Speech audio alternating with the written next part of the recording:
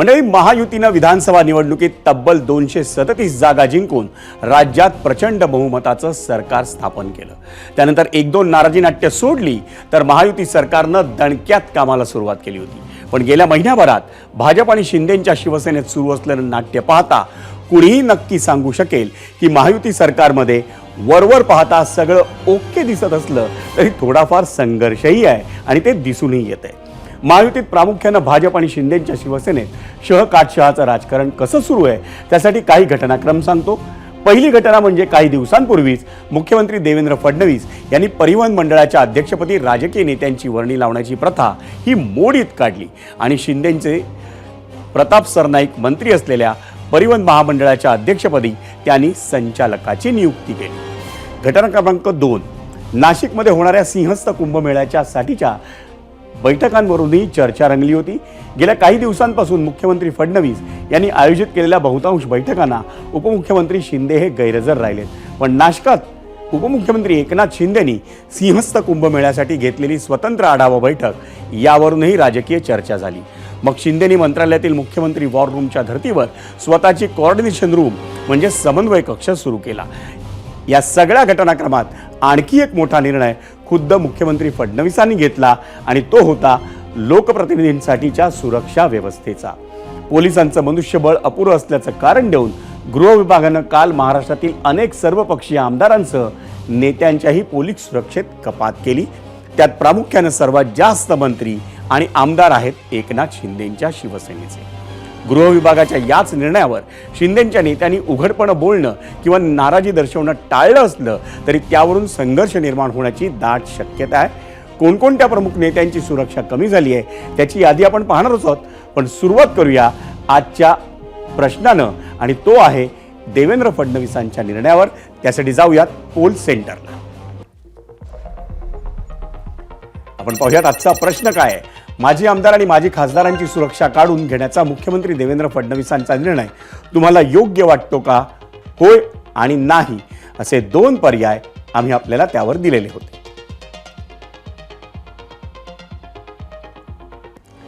मंडळी, शासनाच्या निर्णयाचा नेमका कुठल्या लोकप्रतिनिधींवर परिणाम होणार आहे त्याची तपशीलवार माहिती पाहूयात ग्राफिक्समधून आणि त्यासाठी जाऊयात मीडिया सेंटरला।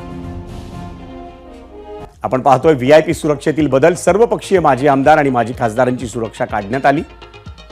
सर्वपक्षीय विद्यमान आमदारांची Y+ सुरक्षा काढून केवळ एकच कॉन्स्टेबल देण्यात आलाय। संजय राऊत मवियाच्या सर्व आमदारांना देखील एकच कॉन्स्टेबल। माजी नगरसेवक माजी पदाधिकारी यात शिंदे गटातील नेत्यांची संख्या अधिक यांची सुरक्षा काढण्यात आली आहे। मुख्यमंत्री दोन्ही उपमुख्यमंत्र्यांची Z+ सुरक्षा ही कायम ठेवण्यात आली आहे। शरद पवार उद्धव ठाकरे यांची Z+ सुरक्षा कायम आहे। राज ठाकरे सुप्रिया सुळे आदित्य ठाकरे श्रीकांत शिंदे यांची Y+ सुरक्षा ही कायम ठेवण्यात आलेली आहे।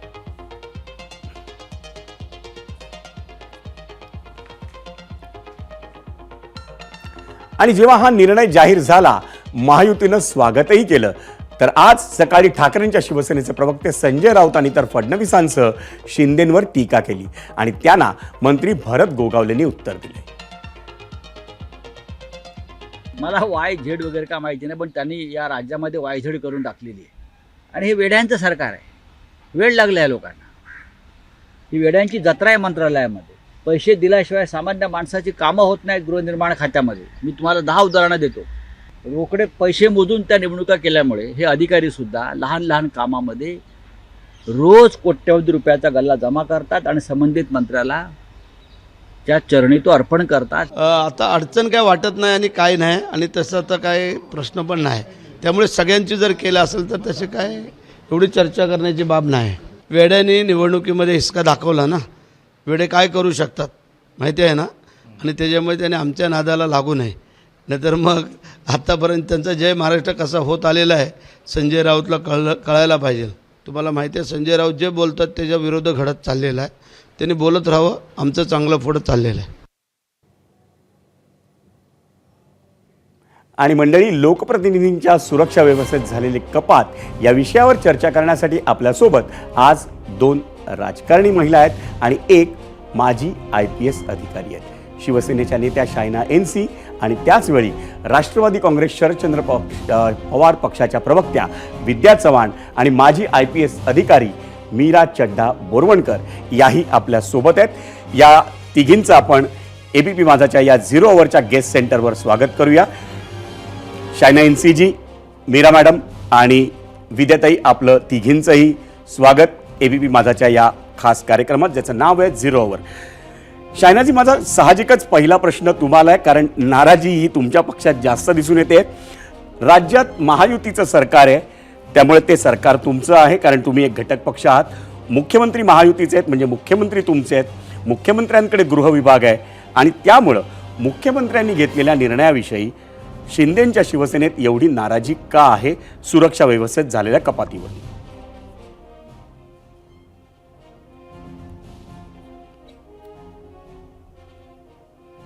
तर मला हे सांगायचं आहे की नाराजगी नाही, तर हे मीडिया जे चालवतात, कोल्ड वॉर, हॉट वॉर, हे सगळे मीडियात चालवतात। आम्हाला माहिती आहे, आता पण मी बाहेर आले आणि आमचे पक्षच्या मीटिंग चालू आहे। शिवसेनामध्ये आमचे नेता एकनाथजी शिंदेजीचे नेतृत्वामध्ये आम्हाला इतकी मोठं संधी पब्लिकनी दिलं, लोकांनी दिलं आणि त्यासाठी आभार आहे। आदरणीय प्रधानमंत्री नरेंद्र मोदीजीचे नेतृत्वामध्ये भाजपला इतकी भेटलं आणि महायुतीचं नेतृत्व आता एकच लक्ष आहे, फक्त महाराष्ट्रासाठी काम करायचं आणि एकत्र काम करायचं आहे। मला माहिती आहे की मीडिया नेहमीच हे चर्चा करतात, अरे बघा आज एकनाथजी शिंदे त्यांचं गाव गेले, आज इकडे पण साहेबांनी सांगितलं, अरे मी घरी गेले तर त्यांना त्रास, मी बाहेर आले तर त्यांना त्रास, मी फक्त आणि फक्त 1.5 वर्ष महाराष्ट्रासाठी काम केलं आणि त्याप्रमाणे आम्ही काम करत जाऊ। एक अलायन्स आणि महायुतीची विशेषता हे आहे की लोकसभा असो किंवा विधानसभा, एकत्र एक विचारधारा घेऊन, फक्त सत्ताचा मोह माया नाही। तुम्ही बघितलं की हिंदू हृदय सम्राट आदरणीय बाळासाहेब ठाकरेंचा विचार कशा त्यांनी डस्टबिनमध्ये फेकलं ते उबाटा सेनानी, आणि संजय राऊत नेहमीच सकाळी सकाळी बडबड करतात। मला फक्त हे सांगायचं आहे, आमच्या अलायन्स एकत्र आहे, आम्ही सगळे काम करणार आमच्या महाराष्ट्रासाठी आणि हेच विचार आहे की एक विकसित भारत आणि एक $1 ट्रिलियन इकॉनॉमी आमच्या महाराष्ट्रामध्ये घेऊन येऊ आणि लगेच, कारण आम्हाला पाहिजे की मला तुमचा मुद्दा समजला शायनाजी, की तुमच्याकडे नाराजी नाही आहे असं तुम्ही म्हणताय। तोच मुद्दा घेऊन मी विद्याताईंकडे जातोय। विद्याताई, शायनाजी म्हणतायत की नाराजी नाही आहे, तुम्हाला हे खरं वाटतंय? कारण सातत्याने ज्या बातम्या येत आहेत, आता मीडियावर शरसंधान करता येऊ शकतं पटकन, पण तुम्हाला हे खरं वाटतंय का की शिंदेंच्या शिवसेनेत नाराजी नाही आहे सुरक्षा व्यवस्थेच्या कपातीवरून? आमच्या शायनाताई एखाद्या पोपटाला पडवल्याप्रमाणे पटापटा सगळं बोलून गेल्या, परंतु माझ्या म्हणजे फक्त मीडियालाच दोष देता कामा नये, कारण सुरक्षा जर काढली असेल तर मग ती सगळ्यांचीच काढली पाहिजे। फक्त शिंदे गटाच्या मंत्र्यांची, त्यांच्या आमदारांची काढून घेणं हे बरोबर नाही आहे। कारण मला स्वतःला तर असं वाटतं की कुठल्याही मंत्र्याला किंवा कुठल्याही आमदाराला सुरक्षा देण्याची काही गरज नाहीये, कारण ते जर सुरक्षित नसतील, त्यांना जर स्वतःविषयी जर स्वतःच्या शरीराविषयी आणि स्वतःविषयी जर एवढी काळजी असेल तर त्यांनी अशी मोठी पदं घेऊ नये। आणि ही सुरक्षा खरं तर मला असं वाटतं आपल्याकडे आपण बघितलं, महिलांवर, लहान शाळकरी मुलींवर अत्याचार होत आहेत, तिथे आपल्याला पोलीस दल कमी पडतंय आणि अशा ठिकाणी आपण आमदारांसाठी, मंत्र्यांसाठी एवढी मोठी सुरक्षा ठेवणं हे चुकीचं आहे। सुरक्षा कमी केलं ते चांगलं केलेलं आहे, त्याच्यात काही वाईट नाहीये, परंतु हे सिलेक्टिव्ह जे आहे की फक्त नाही, सिलेक्टिव्ह नाही विद्याताई, हे सर्व पक्षीय आमदारांची सुरक्षा कमी झालेली आहे। माजी आमदार, माजी खासदार आणि विद्यमान आमदार।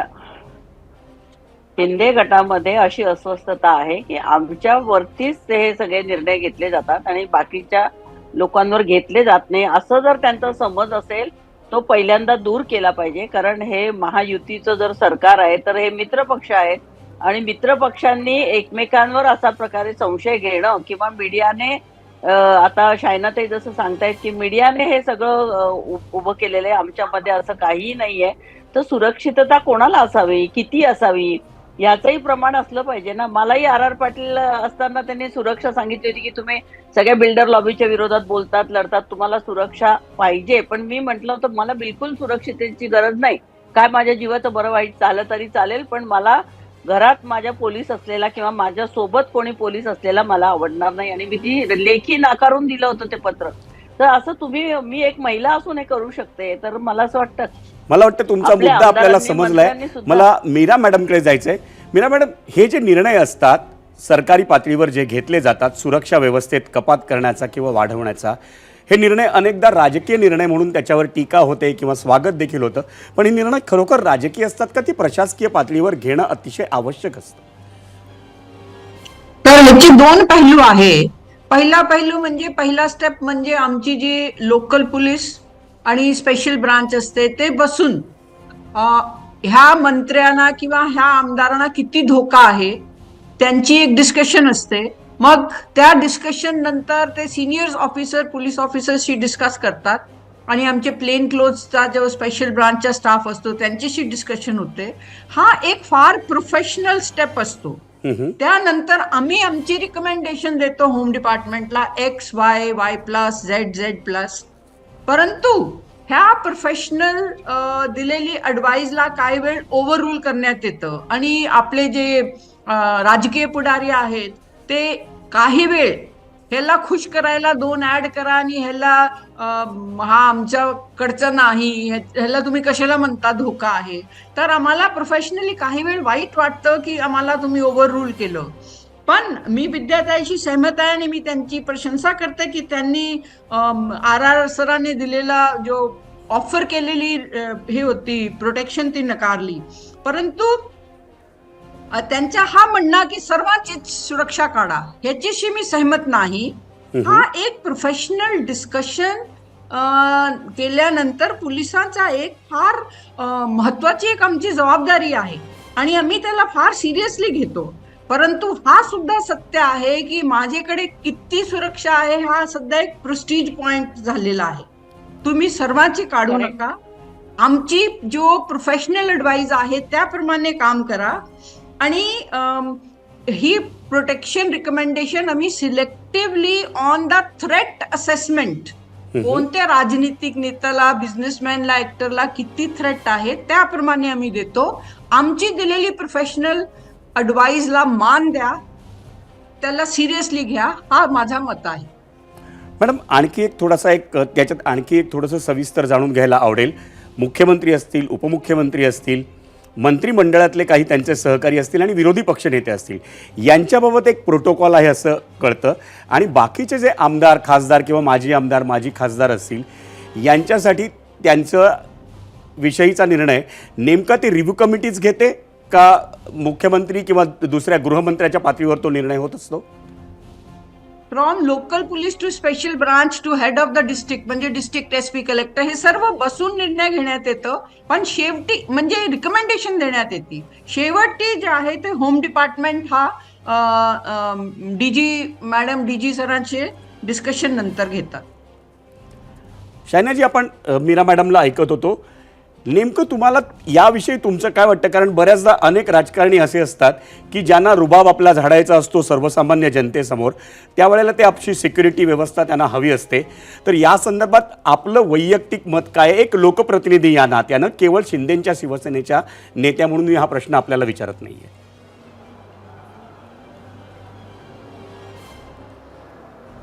माझं जे व्यक्तिगत मत आहे की स्टेटस सिम्बलसाठी सिक्युरिटीची गरज नाही आणि थोडं इंट्रोस्पेक्शन नेत्यांना पण करायचं. आता मीरा मॅमनी अगदीच व्यवस्थित असं समजवलं की लोकल पोलीस असो किंवा स्पेशल ब्रांच आणि किंवा ते निर्णय प्रशासन घेतलं. आता तुम्ही बघितलं तर सोनिया गांधी आहे, प्रियांका गांधी आहे, राहुल गांधी आहे, त्यांचं सिक्युरिटीला बघा. आणि जे Z+ असो, Y+ असो, this is a prerogative of the administration. आदरणीय प्रधानमंत्रीजींनी पण नेहमीच असंच म्हणाले की हे स्टेटस सिम्बलसाठी आम्ही नाही, फक्त तिथे जिथे सिक्युरिटीची गरज आहे. आता आम्ही कधी प्रश्नचिन्ह नाही केलं की कधी पण विचारले नाही की अरे शरद पवारजीला इतकी सिक्युरिटी कशासाठी किंवा उद्धव ठाकरेला कशासाठी मध्ये. इतकी सिक्युरिटी. मला वाटते हे एक प्रोसेस आहे. परंतु तुम्ही मला विचारलं माझं व्यक्तिगत रायमत, तर माझं हे म्हणायचं आहे की जेव्हा तुम्हाला गरज नाही आणि उपयोग नाही आणि फक्त दाखवायला तुम्ही घेऊन चालले पूर्ण पोलीसला, तर थोडं इंट्रोस्पेक्शन पण करा आणि लीड बाय एक्झाम्पल. जसं सांगतात ना की तुम्हाला फक्त जनताला दाखवायचं आहे की लोकांना दाखवायचं आहे, तर असं नाही करायचं आहे. आणि त्याप्रमाणे मी हे पण तुम्हाला खूपच उदाहरण देणार. एक उदाहरण आहे आमचे पूर्व गोवाचे जे मुख्यमंत्री होते मनोहर पर्रिकर. हो. तो पब्लिक ट्रान्सपोर्टमध्ये कधी पण त्यांचे काय सिक्युरिटी नव्हते. तर असं एक्झाम्पल्स पण आहे एक एक पक्षमध्ये. तर हे एक मला वाटते की थोडा सोच विचारची पण आवश्यकता आहे, कारण लोकांची गरज खूप जास्त आहे नेत्यांपक्ष. विद्याताई, लोकांची गरज ही जास्त आहे नेत्यांपेक्षा, असं शायनाजी म्हणतायत. आणि मला वाटतं जरी तुम्ही विरोधी पक्षाच्या असलात तरी त्यांच्या या मुद्द्याशी तुम्ही सहमत होत असाल. आणि दुसरी गोष्ट एक महत्त्वाची, जी वृत्ती सत्ताधारी नेत्यांमध्ये असते तीच विरोधी पक्षाच्या नेत्यांमध्ये देखील असते. उद्या ते सत्ताधारी होणार असतात तेव्हा त्यांनाही जरी तुम्ही सुरक्षा नाकारली असली तरी एकदा सत्ताधारी झालं ना की रुबाब झाडायला माझ्या बाजूला सिक्युरिटी मला हवी, अशी जी वृत्ती आहे ती कमी करण्यासाठी तुम्ही तुमचं उदाहरण दिलं. अशी इतरांमध्ये पण वाढावी असं वाटतं का तुम्हाला? निश्चितच वाढली पाहिजे. शायना यांचे ज्या बोलल्या त्याच्याशी मी सहमत आहे की खरं आहे. म्हणजे यांना जर एवढी स्वतःच्या जीवाची भीती असेल तर यांनी सामाजिक कार्यामध्ये आणि मोठ्या पदांवर येऊ नये. पण जसं मीरा मॅडमने जे सांगितलं की त्यांचे जे काय हे आहेत पोलिसांचे जे काय नियम असतील त्याच्यामध्ये बसणाऱ्या लोकांना, म्हणजे ज्यांच्या जीवाला काय थ्रेट आहे किंवा भीती आहे, अशा लोकांना सुरक्षा पोलिसांनी जर सांगितली असेल तर देणं आवश्यक आहे. त्याच्याबद्दल आपलं दुमत नाहीये. परंतु फक्त रुबाब झाडण्यासाठी किंवा आपला स्टेटस सिम्बॉल म्हणून 2-4 गनवाले आपल्या बरोबर आहेत, हा जो काय हल्ली हे वाढले ते समाजामध्ये ह्या लोकांविषयी एक चीड निर्माण झालेली आहे की यांना कोण काय करणार आहे, हे कशाला यांना एवढ्या पोलिसांमध्ये फिरतात, काय काय सिक्युरिटी वाले, काय बाउन्सर, काय. हल्ली तर इतकं वाढलेलं आहे की तुम्ही म्हणजे गुंडगिरी करणारे, गुन्हेगारी करणारे लोक राजकारणात आले आहेत आणि आमदार खासदार झालेले आहेत. आणि अशा लोकांना प्रोटेक्शन देणं किंवा जर पोलीस प्रोटेक्शन मिळत नसेल तर मग स्वतःचे बाउन्सर बाळगणं, हे सुद्धा इतकं म्हणजे समाजात आता लोकांमध्ये याच्याविषयी चीड आणि घृणा निर्माण झाली आहे राजकारणाविषयी. तर मला असं वाटतं खऱ्या अर्थाने समाजकारण करणारे लोक, राजकारण करणारे लोक, सत्तेसाठी जर तुम्ही चांगलं कामं केले तर तुम्हाला कोणाकडनं भीती आहे? भीती असूच शकत नाही. त्यामुळे अशा प्रकारची भीती बाळगून जर तुम्ही सुरक्षा घेत असाल तर ते चुकीचं आहे. आणि ज्यांना पोलिसांनी जर सांगितलेलं आहे की यांच्या जीवाला धोका आहे तर अशा लोकांना सुरक्षा द्या. परंतु जर सुरक्षा काढणार असाल तर मग अनेक जणांची काढली पाहिजे. फक्त शिंदे गटाच्या विरोधात जाऊन त्यांच्या लोकांची काढणं वगैरे असं जर असेल तर मग याच्यात हे घाणेरडं राजकारण आहे. अशा प्रकारचं राजकारण होता कामा नये. मला पुन्हा एकदा मीरा मॅडमकडे जायचं. मीरा मॅडम, अनेक प्रश्न तुमच्याशी जेव्हा बोलतो आम्ही तेव्हा आमच्या मनात येतात. अनेकदा असं होतं की राजकीय नेत्यांकडनं असं कानावर येतं की सिक्युरिटीसाठी जे पोलीस बंदोबस्तावर असतात त्यांना नीट वागणूक दिली जात नाही. तर अशा काही तक्रारी एक पोलीस अधिकारी म्हणून तुमच्या कानावर किंवा तुमच्या सहकाऱ्यांच्या कानावर येतात का? नाही, त्याच्या उलट मी सांगेल, बहुतेक जे राजनीतिक नेते आहे ते पोलिसांशी व्यवस्थित वागतात. मला अशी कधी कंप्लेंट आली नाही. पण आपली ऑडियन्सला समजला पाहिजे, जसं विद्याताई आता म्हटल्या की पोलीस कमी आहे. जो आंतरराष्ट्रीय स्तरावर म्हणतात 1 लाख नागरिकामागे 220 पोलीस असले पाहिजे. हो. आपल्या देशात 1 लाख नागरिकामागे आपल्याकडे केवळ 150 किंवा 160च पोलीस आहे. जर आपल्याकडे कामासाठी सिरियस गंभीर गुन्ह्याला तपासासाठी लोक कमी पडतात, कायद्याने सुव्यवस्थेच्या प्रश्नासाठी पोलीस कमी पडतात, तर त्यांना त्यांचा गैरवापर only to show the status होता कामा नाही. परंतु असा होत राहतो आणि पोलिसांनी दिलेली प्रोफेशनल ॲडवाइसला काही वेळ ओव्हररूल करण्यात येतं. परंतु राजनीतिक पुढाऱ्याने पोलिसांना नीट वागणूक दिली नाही, हा मी ऐकलं नाही. माझे कधीही हा असा माझे नजरेस आला नाही. उलट पोलिसांना ते चांगलाच वागतात असं माझं मत आहे, which may even be surprising to many. ही चांगली एक गोष्ट आहे. आणखी एक प्रश्न तुम्हाला विचारावा असा वाटतो तो म्हणजे जेव्हा सुरक्षा व्यवस्थेत कपात होते तेव्हा शासकीय तिजोरीवर जो ताण पडत असतो आमदार किंवा खासदारांच्या सुरक्षा व्यवस्थेचा, कारण आम्ही असं ऐकतो की ही सुरक्षा व्यवस्था हे निशुल्क असते, याच्यासाठी कुठलेही चार्जेस घेतले जात नाहीत, तर हा ताण खूप मोठा असतो आणि जेव्हा सुरक्षा व्यवस्थेत कपात होते तेव्हा ते राज्याच्या तिजोरीच्या दृष्टीनं संयुक्तिक होतं. अगदी संयुक्तिक नाही तर आपण काय करतो, बिझनेसमॅन किंवा ऍक्टर्स ह्यांच्याकडून बहुतेक आपण आपली जी दिलेली हे असते पॅरामीटर प्रमाणे आपण पैसे घेतो. राजनीतिक नेत्याकडून घेता येत नाही. परंतु अजून एक काय मेन प्रॉब्लेम असते, काही वेळ मोठे मोठे कार्यक्रम करण्यात येतात, त्यावेळी सुद्धा पोलीस जी सुरक्षा पुरवते. समजा क्रिकेटचा मॅच असेल, स्पोर्ट्स असले किंवा कुठला तरी म्युझिकचा मोठा कार्यक्रम आहे, त्यावेळी आमच्याकडून युनिफॉर्म पोलीस घेण्यात येते, पण वेळेवर पैसे सरकारी तिजोरीत देण्यात येत नाही. हा जो प्रकरण आहे तो मोठ्या प्रमाणावर आपल्या राज्यात इश्यू झालेला आहे. हा मोठा मुद्दा आहे. मी शायना मॅडमकडे येतोय. शायना मॅडम, अनेक मोठे कार्यक्रम आयोजित केले जातात सरकारी पातळीवर विविध पक्षांच्या वतीनं, आणि त्यावेळेला जे पोलिसांचे खर्च असतो पोलिसांसाठीचा, सुरक्षा व्यवस्थेसाठीचा, मग ते क्रिकेटचे सामने असतील किंवा दुसरा कुठला तरी मनोरंजनाचे कार्यक्रम, आणि आपण जेव्हा बघतो की या क्रिकेट असोसिएशन्समध्ये या मनोरंजनाच्या कार्यक्रमांच्या मागे अनेकदा राजकारणी नेते असतात, पण त्याचा जो खर्च असतो तो परत दिला जात नाही, त्याच्यासाठी खूप विलंब लावला जातो. तर या मुद्द्यावर आपण काय म्हणाल? आणि मला वाटतं मीरा मॅडमनी तो मुद्दा आपल्या प्रकाशात आणला आहे. मला वाटते की ट्रान्सपेरन्सी, अकाउंटेबिलिटीची गरज आहे. समजा की तुम्ही प्रायव्हेट प्रोग्राम्स की मोठं असं कार्यक्रम जिथे तुम्ही सांगितलं स्टार्स आहे, क्रिकेट स्टार्स आहे, तिथे पोलीस, तर ऑर्गनायझर्सला पण बघायचं आहे, आणि जे लोकांकडे पैसे आहे तर नक्कीच they should pay for the security. आता काय झाले, हे सेन्स ऑफ एन्टायटलमेंट, तुम्हाला आठवण आहे एकदा मोदी साहेबांनी सांगितलं की हे सगळं लाल बत्ती बंद करा, आणि हे एन्टायटलमेंट जेव्हा तुम्हाला वाटते की अरे मी तर खासदार, मी तर आमदार, मी तर आता मोठं नेता आणि माझं सोबत इतकी लोकांना एकत्र घ्यायचं आहे, तो आय थिंक डिस्कशनची आवश्यकता आहे. आणि मी अभिनंदन देणार ABP माझाला की तुम्ही हे चर्चा, आणि हे एक तू मैं नाही, हे एक असं चर्चा आहे ज्याच्यात आम्ही नक्कीच विचार करू आणि एक मेक बोलायचं आहे, परंतु ह्याच्यात हे पण बघायचं आहे की कोणाला गरज आहे, कोणाला नाही, कोणाचं स्तर असं आहे की they can pay for that security and those who cannot and Y they should.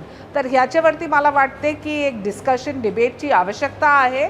आणि नक्कीच हे नाही एक म्हणजे इट्स नॉट एक हिपोक्रिटिकल स्टेटमेंट नाही की मला पाहिजे आणि तुम्हाला नाही, आणि तुम्ही मला दिलं आणि अतिशय थोडा वेळ आहे. विद्याजी थोडक्यात सांगा. कारण विद्याजी थोडक्यात सांगा, खूप कमी मला वेळ. मला हे सांगायचंय की राजकीय सभा असतील तिथे पोलीस बंदोबस्त असतो. अगदी छोटंसं आंदोलन जरी घेतलं तरी तिथे इतके पोलीस येतात. म्हणजे आम्ही राष्ट्रवादी काँग्रेस ऑफिसच्या बाहेर आंदोलन करायचं असलं तर तिथे एवढे पोलीस, मी पोलिसांना म्हणते तुम्ही एवढ्या मोठ्या संख्येने कशाला मुंबईमध्ये एवढे गुन्हे घडतायत, तिथे तुम्ही जा, त्या गुन्हेगारांचा तपास करा, आम्हाला काय गरज आहे. पण ते म्हणतात नाही आंदोलन आहे ना, मग तुम्हाला सुरक्षा देणं आवश्यक आहे म्हणून आम्ही आलेलो आहोत. पण एवढ्या मोठ्या संख्येने एखाद्या आंदोलनासाठी पोलीस प्रोटेक्शन देणं हे बरोबर नाहीये. ते सुद्धा कमी केलं पाहिजे. कारण पॉलिटिकल काही कार्यक्रम असला, सभा असल्या की एवढा मोठा पोलीस बंदोबस्त असतो. सभेमध्ये आपण समजू शकतो की एखाद्या वेळेस मोठे नेते येतात, त्यांच्यावर कोणी हल्ला करेल वगैरे, परंतु छोट्या छोट्या आंदोलनामध्ये सुद्धा पोलीस खूप मोठ्या प्रमाणात येतात. आणि खरं जिथे पोलिसांची आवश्यकता आहे, जिथे आता आपण लोकल ट्रेनमध्ये बघू अनेक ठिकाणी महिलांवरती, मुलींवरती अत्याचार होतात, तिथे पोलीस असणं आवश्यक आहे. रात्रीचं लोकल ट्रेनमध्ये पोलीस नसतात, अशा ठिकाणी पोलीस असणं आवश्यक आहे. तिथे पोलिसांची आवश्यकता आहे, तिथे पोलीस दल असलंच पाहिजे. परंतु फक्त राजकीय पुढाऱ्यांसाठी अतिशय आणि महत्त्वाचा याच्यासाठी मुद्दा जर- विद्याताई तुम्ही मांडलात. मला वाटतं शायना NC असतील, मीरा मॅडम असतील किंवा विद्याताई तुम्ही असाल, तुम्ही तिघींनी पण अतिशय सुंदर मुद्दे मांडलेत. त्यामुळे ही चर्चा अतिशय चांगल्या पातळीवर गेली आणि त्यामुळं मला वाटतं एक संवादक म्हणून मला जितका आनंद आला तितकाच प्रेक्षकांना आणि मला वाटतं सरकारला देखील यातून खूप काही घेण्यासारखं आहे. तुमच्या तिघींचेही आभार. वळूयात आजच्या प्रश्नावर ABP माझाच्या प्रेक्षकांनी दिलेल्या प्रतिक्रियांकडे आणि त्यासाठी आपण जाऊयात मीडिया सेंटरला. आधी पाहायचंय आपल्याला आजचा प्रश्न काय होता.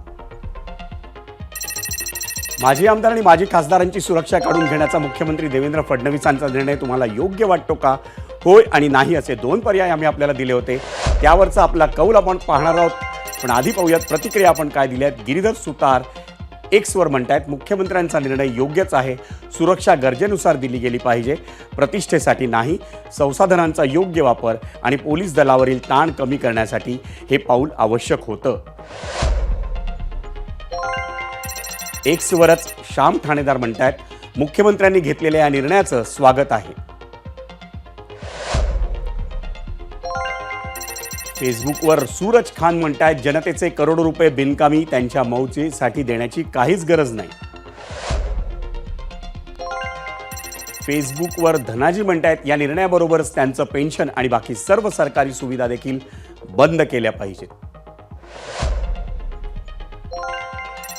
इंस्टाग्रामवर सादिक पाटील म्हणतायत, कुणालाही सुरक्षा देऊ नये आणि ज्यांना सुरक्षित वाटत नाही अशा लोकांनी आमदार खासदार होऊ नये.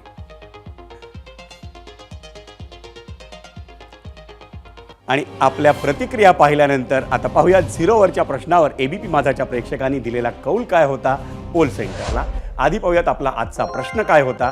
माजी आमदार आणि माजी खासदारांची सुरक्षा काढून घेण्याचा मुख्यमंत्री देवेंद्र फडणवीसांचा निर्णय तुम्हाला योग्य वाटतो का? यूट्यूबवर एकूण मतं आली 25,000. होय म्हणतायत 88% प्रेक्षक, फक्त 12% म्हणतायत नाही. Xवर त्याच प्रश्नावरचा कौल आपण पाहतोय. 95% म्हणतायत होय, फक्त 5% म्हणतायत नाही. इंस्टाग्रामवरचा कौल आपण पाहतोय. 85% म्हणतायत होय, 15% म्हणतायत नाही. फेसबुकवरचा निर्णय आपण पाहतोय. 75% म्हणतायत होय, 25% म्हणतायत नाही.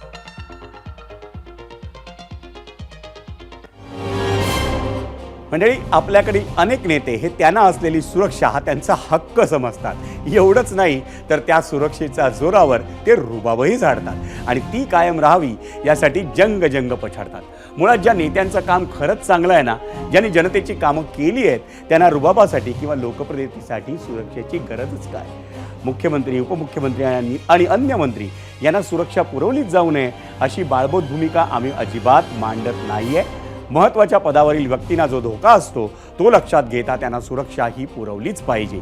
पण आत्तापर्यंत जे कोणी मंत्री होऊन गेले त्या सर्वांनाच सुरक्षेची गरज होती का याचं उत्तर जनतेलाही माहीत आहे आणि त्या माजी मंत्र्यांनाही. ज्या राज्यात पोलिसांची संख्या पुरेशी नाही, पोलीस बळाकडे सतत मनुष्यबळाची समस्या असते, पोलीस 12-14 तास ड्युटी करतात, अनेकदा त्यांना 24-24 तास ड्युटी करावी लागते आणि हे आपल्या नेत्यांना माहीत नाही असं तर नाही ना? अनेकदा तर मंत्र्यांच्या कुटुंबियांकडून सरकारी सुरक्षेचा गैरवापर झाल्याच्या अनेक घटना कानावर येतात आणि म्हणूनच राज्य सरकारचा हा निर्णय हा नक्कीच स्तुत्य म्हटला पाहिजे. खासदार सुप्रिया सुळे यांनी आज बीड दौऱ्यावर जाऊन संतोष देशमुख आणि महादेव मुंडेंच्या कुटुंबियांची भेट घेतली. या भेटीत त्यांनी दोन्ही कुटुंबांचं सांत्वन केलं. इतकंच नाही तर न्यायासाठीच्या लढ्यात आपण तुमच्यासोबत आहोत असा विश्वासही त्यांना दिला. सुळेंच्या दौऱ्याची सुरुवात झाली ती मसाजोगमधून. आज मसाजोगचे सरपंच संतोष देशमुखांच्या हत्येला जवळपास 70 दिवस होत आहेत. या प्रकरणातला एक आरोपी कृष्णा आंधळे अजूनही फरार असल्यानं काल मसाजोगच्या गावकऱ्यांनी एक बैठक आयोजित केली होती आणि त्यात अनेक कठोर निर्णय त्यांनी घेतले आहेत. त्यात आज शरद पवारांच्या राष्ट्रवादीच्या खासदार सुप्रिया सुळे यांनी ही लढाई हाती घेण्याची घोषणा केली आणि आज सुप्रिया सुळेंनी त्या मसाजोगला गेल्या आणि सरपंच संतोष देशमुख यांच्या कुटुंबियांची त्यांनी भेट घेतली, त्यांचं सांत्वन केलं. तिथे जमलेल्या गावकऱ्यांचं म्हणणंही त्यांनी ऐकून घेतलं. यावेळी सुप्रिया सुळेंसोबत बीडचे खासदार बजरंग सोनवणे, बीडमधील संदीप क्षीरसागर आणि आमदार जितेंद्र आव्हाड हेही उपस्थित होते. या प्रकरणात न्याय मिळेपर्यंत आपण स्वस्थ बसणार नसल्याचंही त्या म्हणाल्या. तसंच आपण कुणाला भेटणार नाही आणि तडजोडही करणार नाही असा टोला त्यांनी धस यांना उद्देशून लगावला. आता धस यांना टोला का लगावला हे महाराष्ट्राला नव्यानं सांगण्याची गरज नाहीये. सुप्रिया सुळेंसमोरच संतोष देशमुखांच्या मुलीनं एक मोठा दावा केलाय मंडळी. तोही आपण आजच्या या विशेष भागात पाहणार आहोत. पण सुरुवात करूया सुप्रिया सुळेंनी भेटीनंतर कोणकोणत्या मागण्या केल्या आणि कोणकोणती आश्वासनं त्यांनी देशमुख कुटुंबाला दिली हे पाहू. तुम्ही आंदोलन वगैरे काही करू नका, तुमचा लढा आम्ही लढू. की ही लढाई आज तुमची नाही, ही लढाई आमच्या सगळ्यांची आहे आणि तुम्ही कोणीही उपाशी राहणार नाही. या राज्यातला माझा कुठलाही भाऊ किंवा बहीण उपाशी राहणार नाही. उपाशी राहिले तर आम्ही राहू, पण तुम्हाला आम्ही उपाशी राहू देणार नाही. तुम्ही हा लढा लढायचा नाही, आम्ही लढणार. आणि मी तुम्हाला शब्द देतो की मी कोणाला कुठे भेटणार नाही, काही करणार नाही आणि कॉम्प्रोमाइजचा तर विषयच नाही. सत्यमेव जयते, सत्याचाच विजय झाला पाहिजे. काही होऊ दे, बाकी कोणी जबाबदारी घेऊ दे किंवा न्याय, पण एक माणुसकीच्या नात्याने हा लढा सुप्रिया सुळे लढणार आहे. अशा महाराष्ट्रातली महिला म्हणून, खासदार म्हणून नाही, मी मुख्यमंत्र्यांना मी जाणार आहे, मी त्यांना वेळ मागणार आहे आणि माझा पदर पुढे करणार आहे की बाबा आमच्या पदरामध्ये आमच्या या भावासाठी न्याय द्या. मी मुख्यमंत्र्यांना आज विनंती करणार आहे की आम्हाला एक दिवस आड अपडेट पाहिजे की तुमचं प्रशासन काय काम करतं. 8 दिवसापूर्वी बाप्पा आणि आम्ही अमितभाई शाहना परत जाऊन भेटून आलो आणि त्यांनी आम्हाला शब्द दिला आहे की ते जातीने लक्ष या विषयात जाते. एका गृहमंत्र्याकडे आम्ही दोघं लोकशाही पद्धतीने न्याय मागायला गेलो. बाप्पा आधी भेटून आले होते, आम्ही परत परवा भेटून आलो आणि माझी अतिशय विनम्रपणे, प्रांजळपणे त्यांना हात जोडून विनंती की बाबा ह्याच्यामध्ये मग पोलीस असू दे, अधिकारी असू, कोणीही गुन्हेगार असू, त्याची गय करू. सुप्रिया सुळेंनी दिलेल्या प्रतिक्रिया त्यांनी घेतलेल्या मुंडे आणि देशमुख कुटुंबियांच्या भेटीनंतरच्या होत्या. मंडळी, आता सुप्रिया सुळेंच्या दौऱ्यातली सर्वात मोठी बातमी मंडळी, संतोष देशमुखांचं कुटुंब सुप्रिया सुळेंशी संवाद साधत होतं तेव्हा साहजिकच त्यांच्या कुटुंबियांना अश्रू अनावर झाले होते. संतोष देशमुख यांची पत्नी, मुलगी, भाऊ, आई यांच्याशी सुप्रिया सुळेंनी संवाद साधला. त्यावेळी कुटुंबियांनी आपली कैफियत त्यांच्यासमोर मांडली.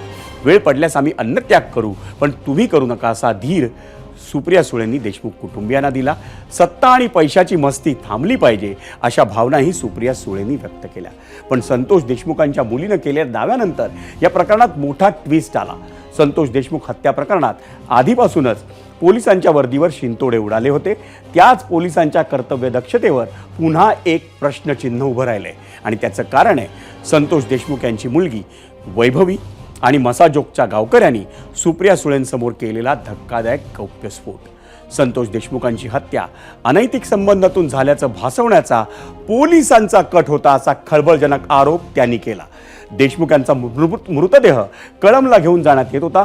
तिथं एक महिलाही तयार ठेवण्यात आली होती, पण गावकऱ्यांच्या सतर्कतेमुळं तो कट फसला असं गावकऱ्यांनी सांगितलं. वैभवी आणि धनंजय देशमुख यांनी त्याला दुजोरा दिला.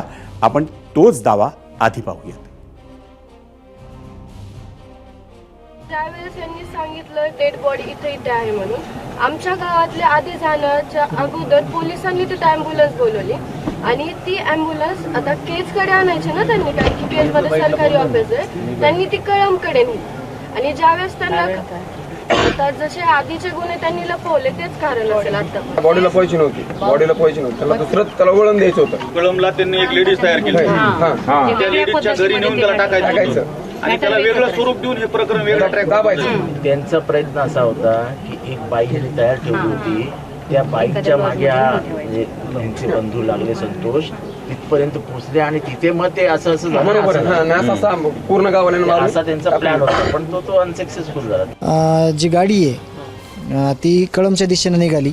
मग त्याच्या मागे ज्या मसाजोगमधल्या ज्या काही गाड्या होत्या त्या गाडी मागे चालल्या की कळमच्या दिशेने माझ्या भावाला का घेऊन चाललेत, कारण मग केज पोलीस स्टेशन आहे, केजला उपजिल्हा रुग्णालय आहे, मग इकडं का घेऊन चाललेत. ह्यांचं हे करत काय होते माहिती आहे का, माणसांना हे मारायचे, हातपाय मोडायचे, रक्तबंबाळ करायचे आणि एका महिलेला काहीतरी पैसे ठरलेले असायचे त्या तिथं नेऊन टाकायचे आणि ती महिला असा जॉब द्यायची की मला ह्यांनी छेडछाड केली आहे, माझ्या घरी कसं काय आला, माझा दरवाजा लावून घेतला. आणि त्यातून विनयभंगाचा गुन्हा तीच महिला त्यांच्यावर करणार आणि ह्याला हॉस्पिटल नेऊन ह्यांनी हॉस्पिटल बघायचं का परत केस आहे तिच्याकडे बघायचं, असे खूप मोठ्या प्रमाणात ह्यांचे प्रकार चालायचे.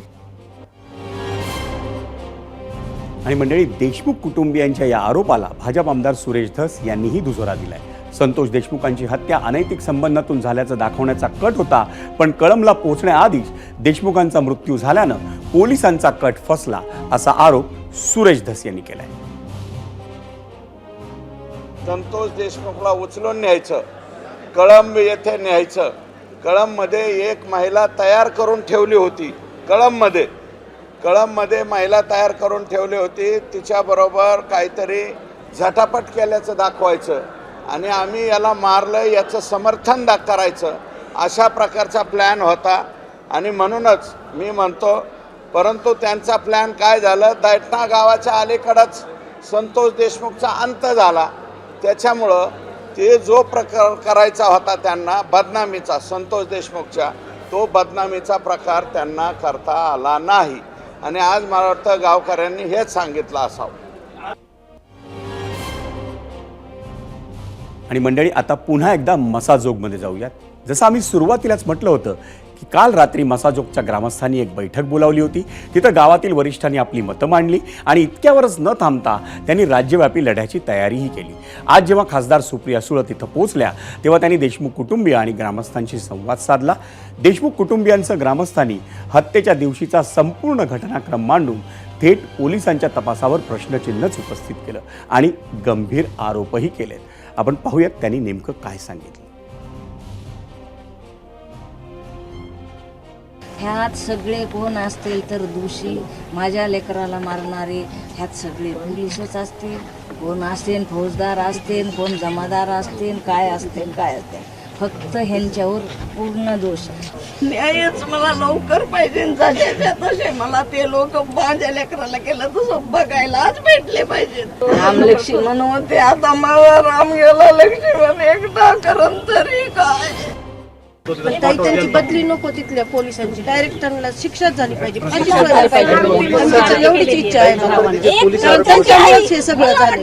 पोलीस स्टेशन घेतलंच नको, त्याचा उपयोग त्यांनी कशामुळे केलं, पैशामुळेच केलं असे नाही, पैशाच्या जीवावरच केलं. ते काय पैसे खातात का, अन्न खात नव्हते का? जोपर्यंत प्रकरण सीआयडीकडे जात नव्हतं तोपर्यंत या स्थानिक पोलिसांनी तपास केला. त्याच्यामध्ये सगळ्या त्यांनी हे सोडून दिलं. तिथं गित्ते म्हणून एक कॉन्स्टेबल आहे, तो कंटिन्यू ह्या सगळ्या संबंधिताच्या कॉन्टॅक्टमध्ये होता आणि तो PI असेल, PSI असेल किंवा DYSP असेल, यांच्याशी त्यांचं बोलणं करून देत होता. PSI राजेश पाटील आणि PI प्रशांत महाजन ते खरे आरोपी तेच आहे. त्यांनाच हे सगळ्या जे आरोपीचे त्यांचे सगळं संगनमत होतं. त्यांना डिटेल माहिती होतं की संतोष देशमुखला कुठं नेलं, काय केलं, काय सगळं डिटेल. 3 वाजून 28 मिनिटाला त्यांना उचललं आम्हाला समजलं. 3 वाजून 40 मिनिटाला आम्हाला समजलं कोण आला, आमच्या सोबत होता गावातला माणूस सोबत असल्यामुळे आम्हाला समजलं. आम्ही पूर्ण हुडकायला पुन्हा आम्ही गेलात. 3 वाजून 40 मिनिटाला पोलीस स्टेशन मध्ये गेलात. आमची 6 वाजेपर्यंत तक्रार घेतली नाही आणि तक्रार घेऊन पुन्हा फक्त 15 मिनिटात जामीन होऊन असे कलम तिने टाकले होते. माझ्या काकांनी फोन लावून म्हणजे सांगितलं की माझ्या भावाचं असं झालंय, तुम्ही पकडा. ते फक्त इतकंच सांगत होते की ह्या टायमापर्यंत ते टायमापर्यंत आम्ही सोडवतो. म्हणजे ज्यापर्यंत आमच्या हातात डेड बॉडी येत नव्हती तोपर्यंत माझा चाचा त्यांना कॉल करून विचारत होता, तुम्ही कधी आणून देणार, कधी आणून देणार. तेव्हा ते सांगत होते की जिवंत आम्ही इथपर्यंत आलेत, आम्ही इथपर्यंत त्यांना आणून सोडतो, तिथं तुम्ही. मग हे तिथं गेले की ते म्हणायचं नाही ते त्या दिशेने. म्हणजे विष्णू चाटेचा आणि आरोपी फोन करायचे आणि मग ते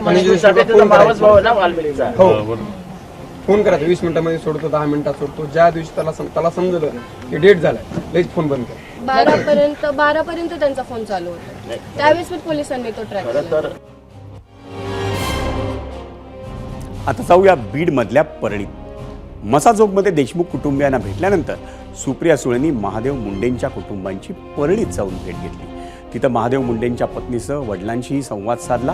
महादेव मुंडेंच्या पत्नी ज्ञानेश्वरी मुंडेंनी आपल्या कुटुंबियांवर ओढवलेला प्रसंग हा सुप्रिया सुळेनं सांगितला. इतकंच नाही तर पोलिसांकडून न्याय मिळत नसल्याची खंतही त्यांनी सुप्रिया सुळेंसमोर बोलून दाखवली. आपल्या भावना मांडत असताना ज्ञानेश्वरी मुंडेंच्या अश्रूंचा बांध फुटला. महादेव मुंडेंच्या मृत्यूच्या घटनेला 15 महिन्यांचा अवधी लोटलाय, पण तपास अजूनही पुढे सरकत नाहीये. आरोपी अजूनही मोकाट आहेत. त्यामुळे संतापलेल्या ज्ञानेश्वरी मुंडे यांनी आता उपोषणाचं अस्त्र बाहेर काढलंय. पतीच्या मारेकऱ्यांना अटक करण्याच्या मागणीसाठी उपोषणावर ठाम असणाऱ्या ज्ञानेश्वरी मुंडेंनी पोलिसांना मंगळवारपर्यंतचा अल्टिमेटम दिलाय. मंडळी, अवघ्या महाराष्ट्रातल्या शिवप्रेमींमध्ये सध्या संतापाची लाट निर्माण झाल्याचं चित्र आहे आणि त्याचं कारण म्हणजे विकिपीडिया या सोशल मीडिया प्लॅटफॉर्मवर छत्रपती संभाजी महाराजांविरोधात आक्षेपार्ह मजकूर लिहिण्यात आलाय. या प्रकरणात संभाजी महाराजांच्या प्रतिमेचं जाणीवपूर्वक हनन करण्यात येत असल्याचा आरोप होतोय. अभिनेता कमाल खाननं हा मजकूर शेअर केल्यानंतर हा प्रकार उघडकीस आला आणि त्यामुळं शिवप्रेमींमध्ये संतापाची लाट उसळली. त्यानंतर विकिपीडियावरील आक्षेपार्ह मराठी मजकूर हटवण्यात आला, पण इंग्रजी वेबसाईटवरचा मजकूर अजूनही हटवण्यात आलेला नाही. दरम्यान एबीपी माझावरील बातमीनंतर मुख्यमंत्री देवेंद्र फडणवीस यांनी या प्रकाराची गंभीर दखल घेतली आहे. आक्षेपार्ह लिखाण केलं गेलेलं आहे या संदर्भात महाराष्ट्राचे सायबर विभागाचे जे प्रमुख आहेत IG सायबर यांना मी सांगितलं आहे की त्यांनी तात्काळ विकिपीडिया किंवा त्याची संबंधित जी यंत्रणा आहे त्यांच्याशी बोलणी करावी आणि त्यांना ते हटवून देण्याकरता त्या ठिकाणी सांगावं. आता जॉग्राफिकल त्याला ज्युरिस्डिक्शन उरलेलं नसल्यामुळे त्याची नियमावली करणं हे कठीण आहे. तथापि केंद्र सरकारशी देखील आम्ही या संदर्भात चर्चा करतो आहोत. शेवटी प्रत्येकाला स्वातंत्र्य आहे, अभिव्यक्तीचं स्वातंत्र्य आहे, पण त्याची देखील सीमा आहे. तुम्ही दुसऱ्याच्या अभिव्यक्ती स्वातंत्र्यावर आपल्या स्वातंत्र्याच्या माध्यमातून घाला घालू शकत नाही. त्या ठिकाणी कारवाई करणं हे गरजेचं असतं. मात्र या संदर्भात काही नियमावली तयार करता येईल का, जरूर केंद्र सरकारची आमची चर्चा चालली आहे. एबीपी माझा, उघडा डोळे बघा नीट.